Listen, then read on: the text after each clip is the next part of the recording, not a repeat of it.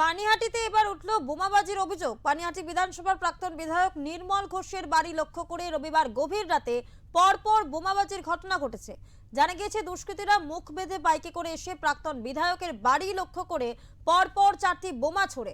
3টি বোমা ফেটে যায় এবং একটি বোমা ঘটনাস্থল থেকে উদ্ধার করে পুলিশ। ঘটনাকে কেন্দ্র করে প্রাক্তন বিধায়কের পরিবারের সদস্যদের মধ্যে আতঙ্কের সৃষ্টি হয়েছে। পাশাপাশি বোমের বিকট শব্দে চাঞ্চল্য ছড়িয়েছে গোটা এলাকায়।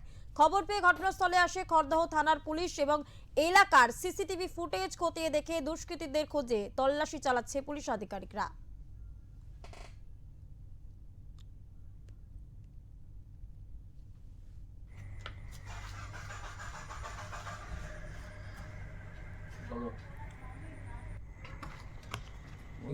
রাতে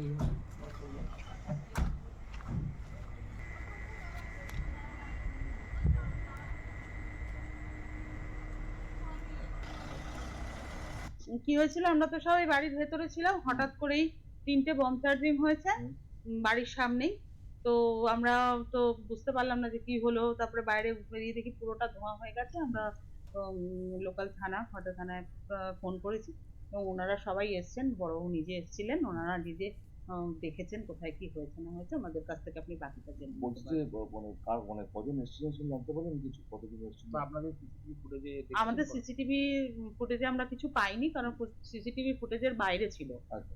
আর এতটাই অন্ধকার আমাদের বাজারের ওই জায়গাগুলো, যেখান থেকে কিছু কাউকে রেকগনাইজ করা বা কিছু করা সম্ভব না। দূর থেকে কি করা হয়েছিল? হ্যাঁ, দূর থেকে, এই তো রাস্তার ওপার থেকে আমাদের বাড়িতে মারা হয়েছে। কোন দিকটা মারা হয়েছে? এই তো সামনে, এই যে আমাদের এখানে গ্রিলে আমাদের বাড়ির ভেতরে মারা বাড়িতে হয়েছে। কি কোনো ক্ষতি হয়েছে তার জন্য? না, বাড়িতে ক্ষতি হয়নি, ওই গ্রিলটার মধ্যে লেগেছে। গ্রিলে যতটুকুনি রং উঠে গেছে বা এই ধরনের কিছু হয়েছে, উপরের পাঁচিলটা আমরা অন্ধকারে দেখতে পাইনি কি হয়েছে না হয়েছে।